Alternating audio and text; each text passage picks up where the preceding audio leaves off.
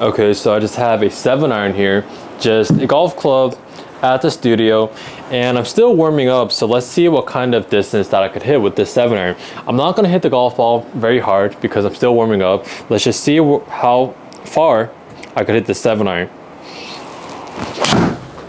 with a relatively smooth golf swing. So didn't try to kill this one. 186 yards, club head speed around 88 miles per hour, so still warming up. I normally hit my 7-iron club head speed wise in the low 90s. So let me hit one more. Just drop the weight of the golf club down towards the ground, and as you can see here, club head speed still not where I would be if I warmed up fully 100%, but I still hit the golf ball 196 yards. That's because I'm utilizing the weight of the golf club correctly. So what we have to realize is that since we have this weight at the end of the golf club, and the golf ball is also a very hard object, if this big piece of weight touches and collides with this hard object at the bottom, the golf ball is obviously going to fly towards the target. It's not rocket science. It's just as if we have a hammer and we're just hitting a nail, the heavy hammer, as soon as it touches the nail is going to go into the wall or into the piece of wood. But every single golfer, instead of getting the weight of the golf club to just fall towards the golf ball in this manner right here, and just utilize the weight of the club head, what most amateur golfers do is they try to muscle it through with their whole body. So where that comes from is that even when I first started playing, I had the same problem. If we try to muscle it through with our whole body, it feels like we're giving out a lot of effort and we're actually giving out a lot of power.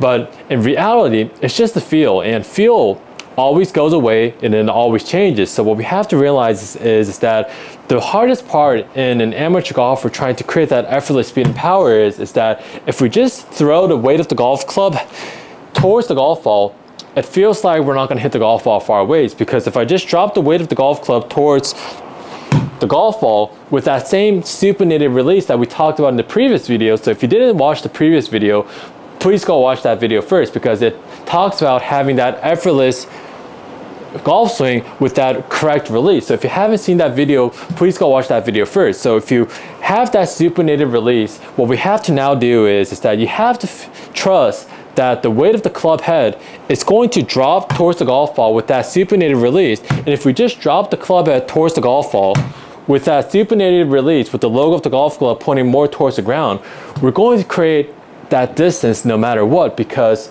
the club head has a significant amount of weight, and the golf ball, like I said, is also very hard. If a big weighted piece of object hits another hard object, we're going to have a big collision. It's not rocket science. So if I go to the top of my backswing, if I just drop the weight of the club head towards the golf ball and at that supinated release, I just hit my 7-iron once again 188 yards.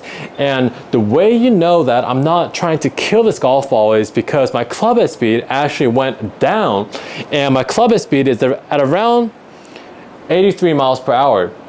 Roughly, when I'm 100% warmed up, I normally swing my 7-iron anywhere from like 92 to 93 miles per hour. So what we want to do is we have to drop the weight of the club head towards the golf ball in this manner right here.